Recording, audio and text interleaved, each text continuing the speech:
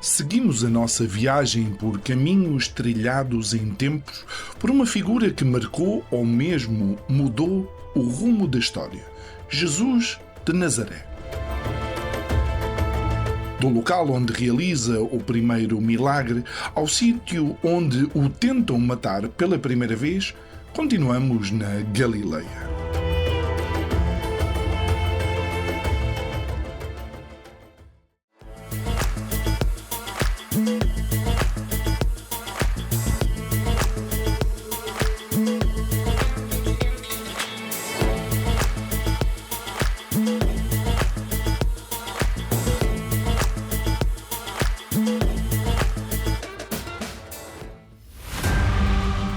O percurso tem início em Tibérias, com toda a sua beleza natural, realçada pelas margens do lago com o mesmo nome.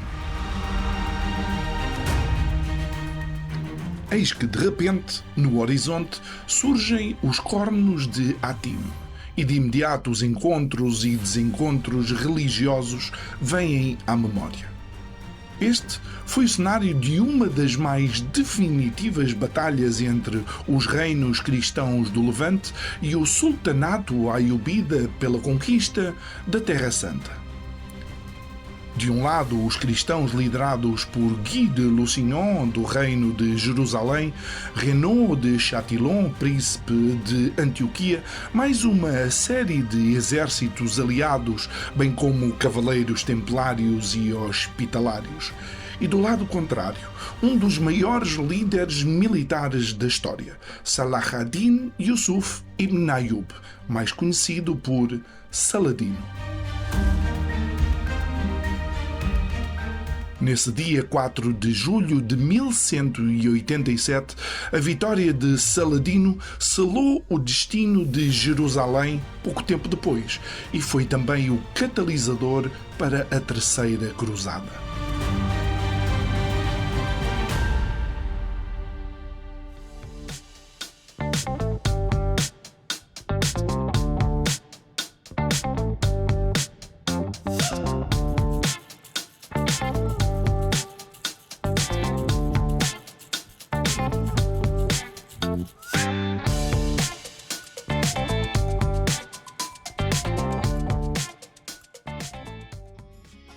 Deixamos guerras, batalhas e outras disputas de poder. Chegamos a Canaã, ainda na Galileia, para visitar o local do primeiro milagre de Jesus, do qual há registro bíblico. Já que falamos de bebida, nada como um delicioso e refrescante sumo de romã, bem típico por estas paragens.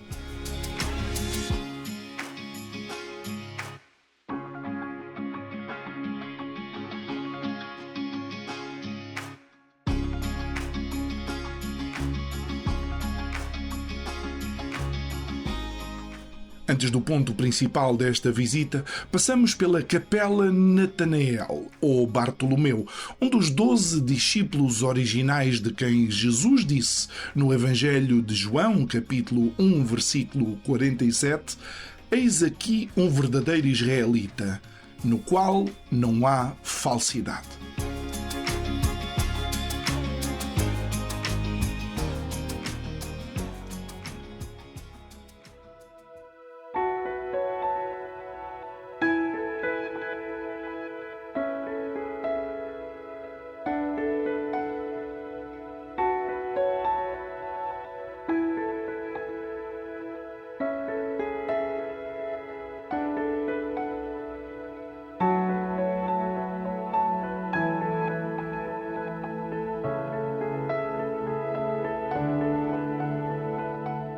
Alguns metros mais acima, encontra-se a Igreja das Bodas, local onde poderá ter ocorrido o primeiro milagre público de Jesus.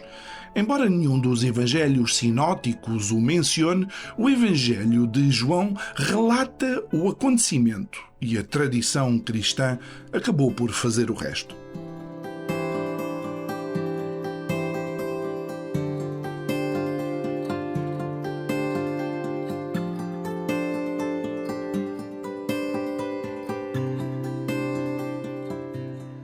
Nós estamos aqui em Caná da Galileia.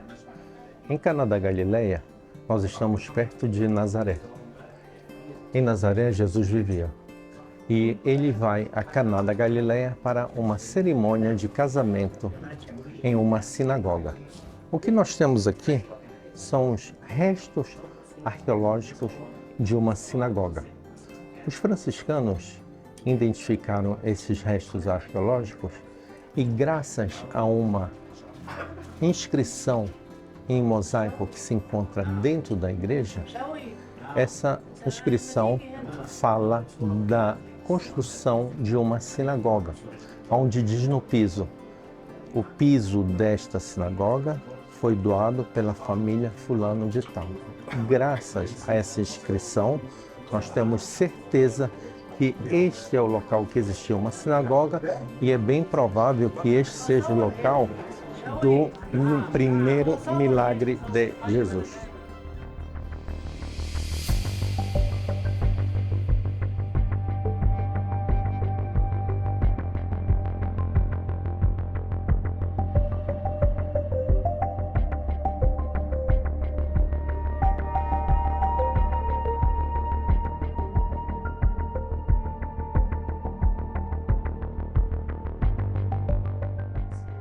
Talhas igual a esta aqui que está ao meu lado é que foram iguais às que foram enchidas de água a pedido de Jesus. O que ocorre? Em uma cerimônia de casamento, faltou vinho naquela cerimônia. Repare aqui que nós estamos tudo nos restos daquela sinagoga. E o que ocorre? Naquela cerimônia de casamento, tinha faltado vinho. Imagina você, uma vergonha para o casal faltar vinho. Maria percebe que faltou vinho, chama o filho dela e diz: meu filho, faça alguma coisa. Mulher, ainda não chegou minha hora. Você sabe, a gente sempre acaba cedendo para nossas mães. Com a insistência de Maria, Jesus acaba ordenando: mande o mestre de cerimônia encher 6 talhas de água. E assim, talhas igual àquela foram cheias de água, aonde Jesus vai transformar água em vinho, naquela cerimônia de casamento, onde inclusive o mestre de cerimônias, ele diz: geralmente o melhor vinho é servido no começo, e aqui o melhor vinho foi servido no final. Ou seja, Jesus transformou água em vinho de uma excelente qualidade. Para mostrar a veracidade do local, o artista, o arquiteto, deixa os restos daquela sinagoga que nós vimos anteriormente. O mero número de visitantes aqui presentes mostra o quão icónico é o local, mas mais ainda o acontecimento.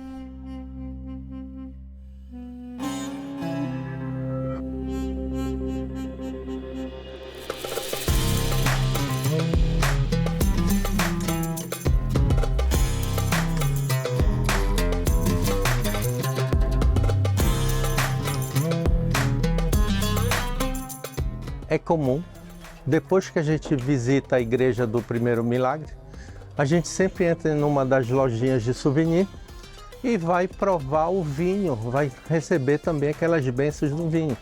Então aqui tem várias lojinhas onde a gente prova o vinho do primeiro milagre, do casamento. Então é comum a gente fazer isso. Então, saúde, L'Echaim, para todos nós.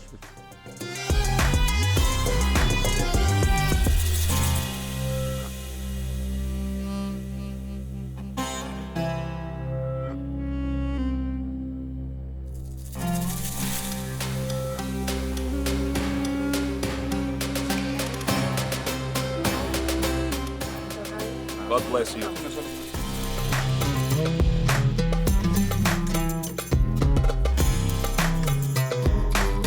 De facto, se conduzir, não beba, mas a quantidade permite-nos avançar em direção a Nazaré, não a portuguesa das ondas gigantes, mas a que viu Jesus crescer.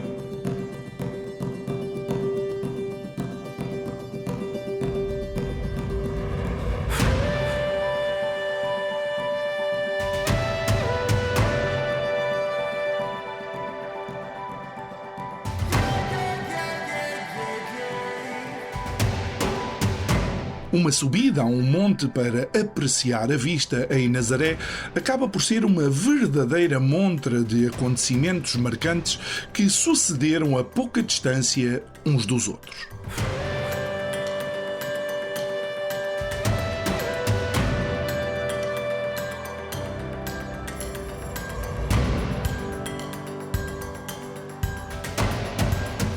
Mas antes de falar, convém mesmo deixar-nos levar pela vastidão deste cenário.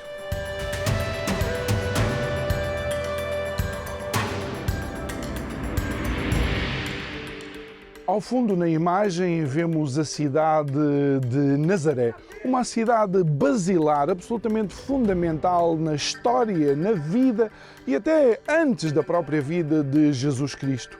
É em Nazaré que se dá a Anunciação, é em Nazaré que se dá a Concepção e é também aqui perto onde determinados episódios da vida de Jesus Cristo acabam por marcar definitivamente aquilo que seriam os anos seguintes. Mas para isso, talvez o Samuel nos saiba explicar um bocadinho melhor. Olá, Samuel. Olá, João. Então, ao fundo nós temos Nazaré, onde, como você falou muito bem, houve o local onde o anjo anuncia a Maria que ela foi escolhida para ter o Filho de Deus. Mas me parece que nem todo mundo recebeu Jesus como Filho de Deus. E durante uma sexta-feira, em uma sinagoga, Jesus se levanta e pede para ler as Escrituras, onde ele escolheu aquela passagem que diz, onde Isaías ele diz: hoje se cumpriram as profecias. Aquele Jesus que não foi aceito pela maioria da cidade, tenta jogá-lo daqui, deste precipício. E Jesus, por ser Deus, Filho de Deus, ele passa entre aquela multidão e vai morar em Cafarnaum, junto com Pedro, como nós já falamos anteriormente. E aqui ao fundo também nós temos o Monte Tabor, aonde é mencionado no Novo Testamento como sendo o local da transfiguração de Jesus.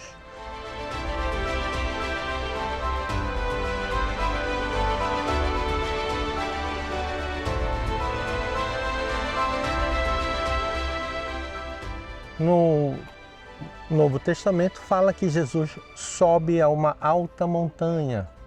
Esta é a alta montanha, onde ele, perante João, Pedro e Tiago, se transfigura. As roupas deles ficaram tão brancas que nenhuma lavadeira conseguiria fazer. E Pedro teve a sensação de ver Jesus flutuando, conversando com Moisés e Elias. E Pedro sugere: Senhor, vamos fazer 3 tendas, uma para o Senhor, uma para Moisés e uma para Elias. E Jesus, naquele momento, ele diz: não contem o ocorrido até Jerusalém. Depois ele desce o Monte Tabor, onde encontra os seus discípulos tentando curar um homem epilético. E aqueles discípulos não conseguiram curar o epilético. E Jesus o repreende: ô gente de pouca fé, até quando estarei entre vós? Eles não estavam seguindo os ensinamentos de Jesus. Isso aqui tudo acontece nesta redondeza.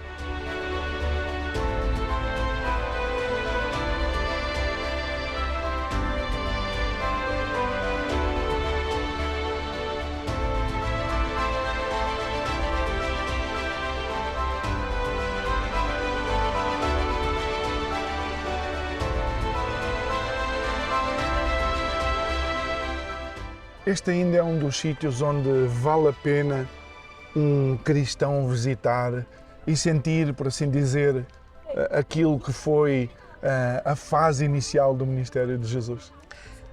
Eu acho que não é que vale a pena, é algo obrigatório. Então você sim deve conhecer os locais por onde Jesus passou e onde houveram os milagres dele.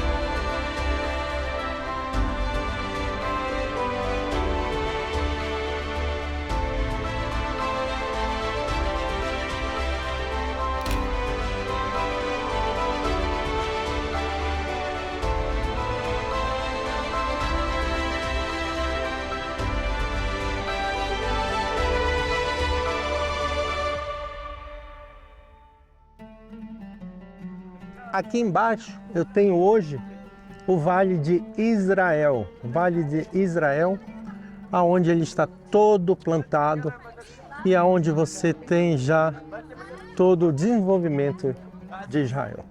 Temos o passado, o presente e o futuro.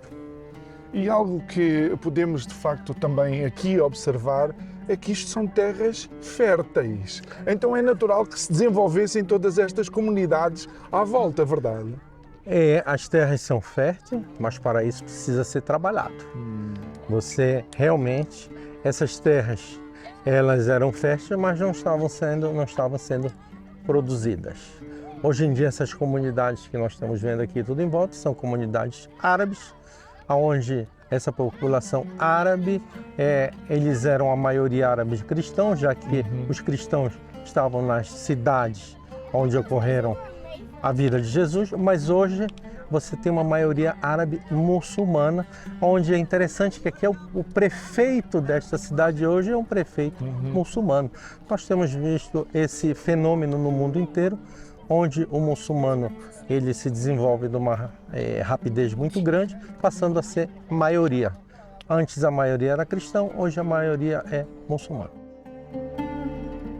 Nazaré serve de polo cultural, político, religioso e económico dos cidadãos árabes de Israel, mas é igualmente um foco de nacionalismo palestiniano.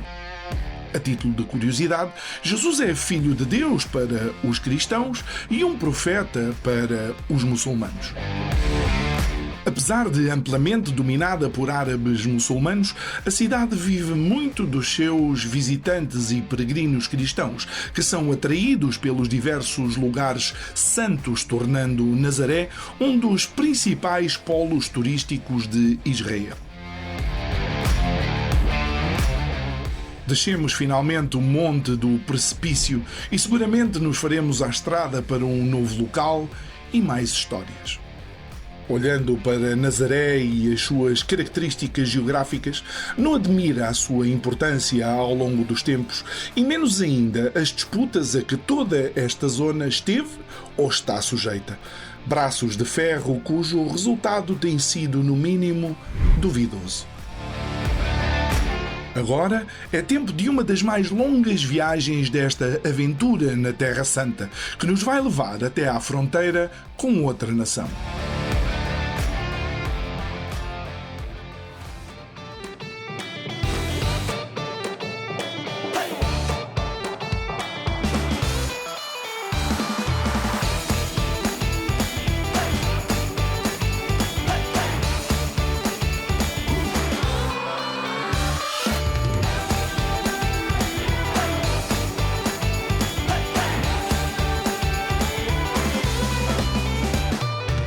À medida que galgamos estrada até à Cisjordânia, vamos encontrando alguma presença militar mais visível.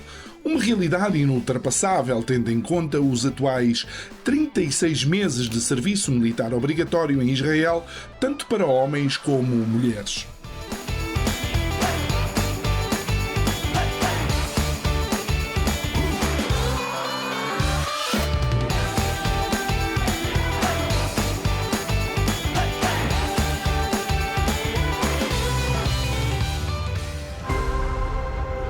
A passagem para a Cisjordânia é como um portal para um universo abstrato onde conceitos mudam, onde o normal pode ser o caos e a ordem estar ausente.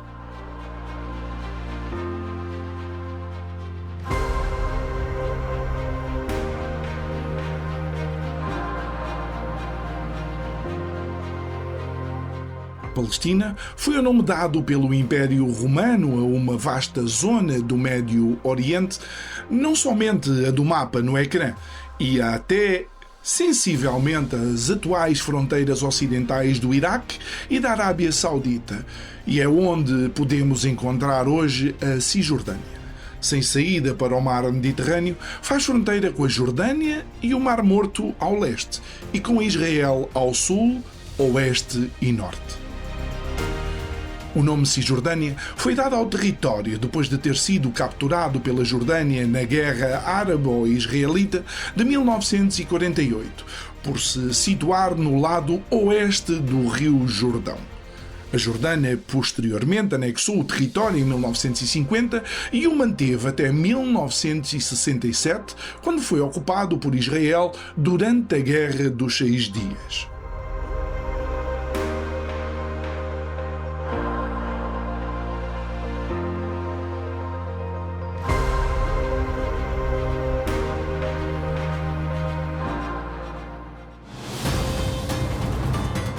A verdade é que, olhando para os acontecimentos atuais, para o passado e fazendo uma pequena previsão do que poderá ser o futuro, temos que dizer que quando os homens não se querem entender, nem Deus serve para que se entendam.